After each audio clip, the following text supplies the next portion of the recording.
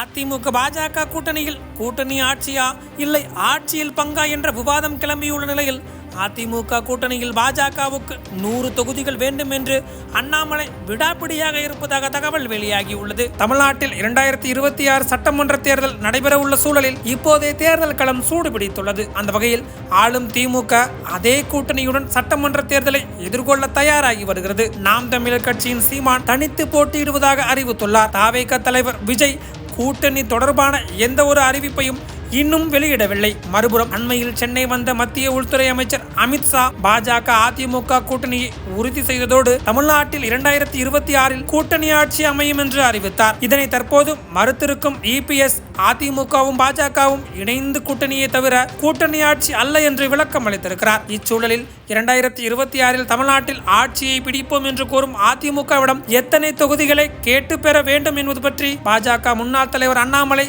கட்சி மேலிடத்திற்கு ஆலோசனை கூறியுள்ளதாக தகவல் வெளியாகியுள்ளது. அந்த வகையில் கடந்த நாடாளுமன்ற தேர்தலில் பெற்ற வாக்கு சதவீத அடிப்படையில் சட்டமன்ற தொகுதிகளை கேட்க கோரிக்கை வைத்துள்ளதாக சொல்கின்றனர். கடந்த நாடாளுமன்ற தேர்தலில் அதிமுக கூட்டணி 20.5% வாக்குகளை பெற்றது. அதேபோல் பாஜக கூட்டணி 18.5% வாக்குகளை பெற்றிருந்தது. மேலும் விளவங்கோடு சட்டமன்ற இடைத்தேர்தலிலும் அதிமுகவை பின்னுக்கு தள்ளி பாஜக 2ஆம் இடம் பிடித்தது. இந்த நிலையில் நாடாளுமன்ற வாக்கு சதவீத அடிப்படையில் 100 தொகுதிகளை இந்த முறை கேட்க வேண்டும் என்றும் குறைந்தது 84 தொகுதிகளையாவது கேட்டு பெற வேண்டும் என்றும் அதற்கு குறைவான தொகுதிகளை கொடுக்க அதிமுக முன்வந்தால் அதனை எக்காரணத்தை கொண்டும் ஏற்றுக்கொள்ளக்கூடாது எனவும் அண்ணாமலை டெல்லி பாஜகவிற்கு ஆலோசனை வழங்கியுள்ளதாக தகவல் வெளியாகியுள்ளது. மேலும் கூட்டணி ஆட்சியில் உடன்பாடு இல்லாமல் இருக்கும் இபிஎஸ் அதிமுக தலைமையில் தான் தமிழ்நாட்டில் தேசிய ஜனநாயக கூட்டணி இருப்பதால் தாங்கள் ஒதுக்கும் தொகுதிதான் இறுதியானது என்று அதிமுக தரப்பில் சொல்லப்படுகிறது. கூட்டணிக்கு இன்னும் சில கட்சிகள் வரலாம். தேர்தல் களம் எப்படி வேண்டுமானாலும் மாறலாம்.